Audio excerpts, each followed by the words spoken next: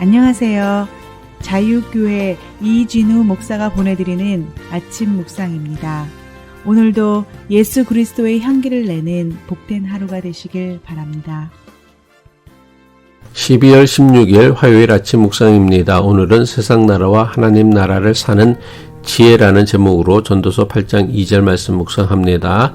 내가 권하노라 왕의 명령을 지키라 이미 하나님을 가리켜 맹세하였음이니라. 오늘도 세상의 거친 파도 앞에서도 하나님의 지혜를 구하며 아침 묵상으로 하루를 시작하는 모든 이들을 주님의 이름으로 축복합니다. 어제 묵상에서는 전도자가 찾은 지혜 있는 사람이란 하나님의 창조 질서인 사물의 이치를 깨달아 그 얼굴에 광채가 나는 사람임을 살펴보았습니다.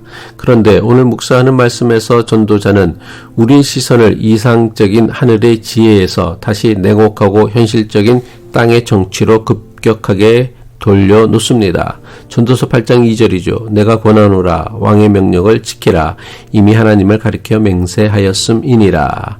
이 말씀은 우리를 당혹스럽게 합니다. 전도자가 세상 권력자인 왕의 명령에 복종하라고 권면하고 있기 때문입니다. 이 말씀을 문자 그대로만 받아들인다면 마치 세상의 어떤 권력자라도 무조건 따라야 한다는 의미처럼 들립니다. 전도자는 지금까지 우리에게 무엇을 말해왔습니까? 세상의 모든 것이 헛되다고 했습니다. 인간의 지혜도 부도 권력도 모두 헛되다고 했습니다. 그런데 전도자가 갑자기 세상 왕의 권력에 복종하라고 권면하고 있는 것이 마치 앞뒤가 맞지 않는 모순처럼 여겨집니다. 그렇다면 전도자는 도대체 우리에게 무슨 말을 하는 것일까요? 이 말씀은 도덕적 교훈이 아니라 현실을 사는 지혜로 읽어야 합니다.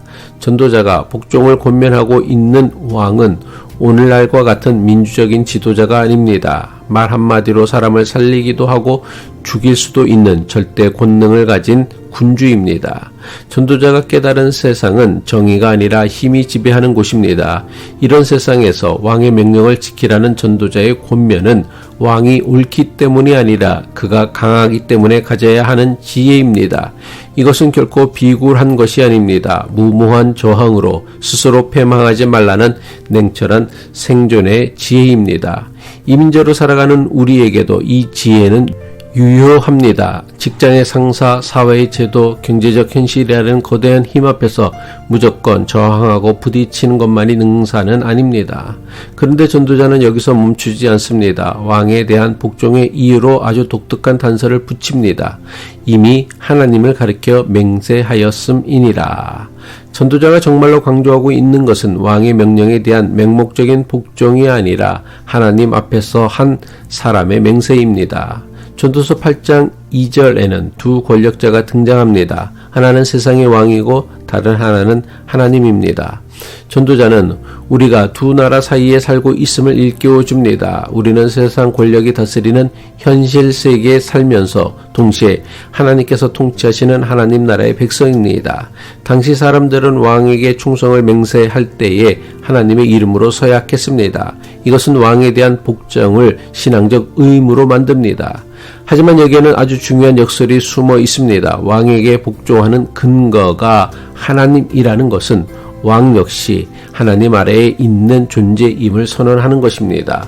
한마디로 왕의 권세도 상대적이며 제한적입니다. 사도 바울도 로마서 13장에서 위에 있는 권세들에게 복종하라고 로마 교인들에게 권면했습니다. 로마서 13장 1절이죠. 각 사람은 위에 있는 권세들에게 복종하라. 모든 권세는 하나님으로부터 나지 않음이 없나니 모든 권세는 다 하나님께서 정하신 바라. 역사적으로 이 말씀은 수많은 독재자와 불의한 권력자들에 의해 악용되었습니다. 2차 대전 당시 독일 교회조차 이 말씀을 오해하여 나치 정권의 불의에 침묵하는 비극적인 실수를 범하기도 했습니다. 하지만 바울이 강조한 것은 권세이지 권세자가 아닙니다. 하나님께서 세우신 것은 질서와 정의를 세우는 권세의 원리입니다. 왕이나 대통령이라는 직분은 하나님께서 주신 권세입니다. 그러나 그 자리에 앉은 개인이 언제나 하나님의 뜻과 일치하는 것은 아닙니다.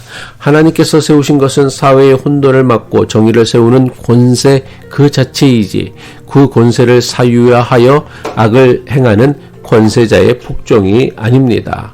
왕의 자리에는 분명히 하나님께서 주신 책임과 사명이 있습니다.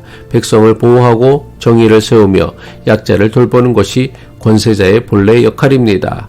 하지만 인간은 불완전하기에 그 자리에 앉은 권세자가 하나님의 뜻을 거스르고 자신에게 주어진 권세를 함부로 남용할 때가 있습니다.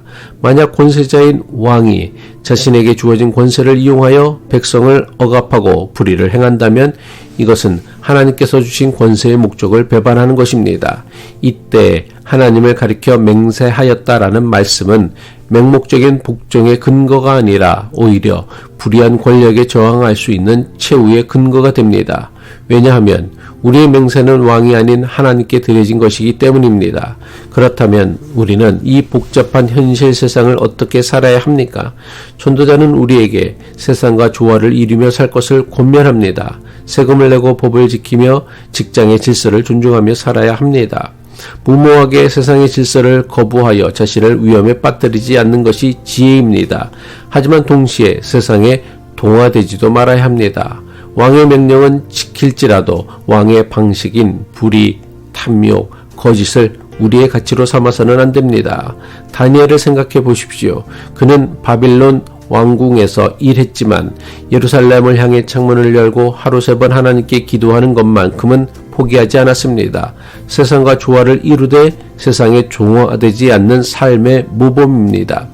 우리는 이 땅에 발을 딛고 살아가지만 우리의 시민권은 하늘에 있습니다. 따라서 우리의 최종적인 충성의 대상은 오직 세상을 심판하실 만왕의 왕 하나님이십니다. 오늘 하루 세상의 권세 앞에서 비굴하지 않으면서도 지혜롭게 대처하시길 바랍니다. 이 거룩한 긴장 속에서 생존을 넘어 소명을 지켜내는 지혜로운 하루가 되시기를 주님의 이름으로 축복합니다. 기도하겠습니다. 만왕의 왕이신 하나님 아버지, 우리는 눈에 보이는 세상의 왕과 보이지 않는 하나님 사이에서 살아갑니다. 세상의 거대한 힘 앞에서 때로는 두렵고 무력함을 느낍니다.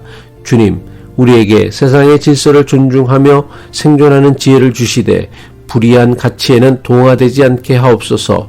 비록 우리는 세상의 권세 아래 살아가지만 영혼의 무릎은 오직 주님과만 굽는 참된 자유인으로 살게 하옵소서. 예수 그리스도의 이름으로 기도합니다.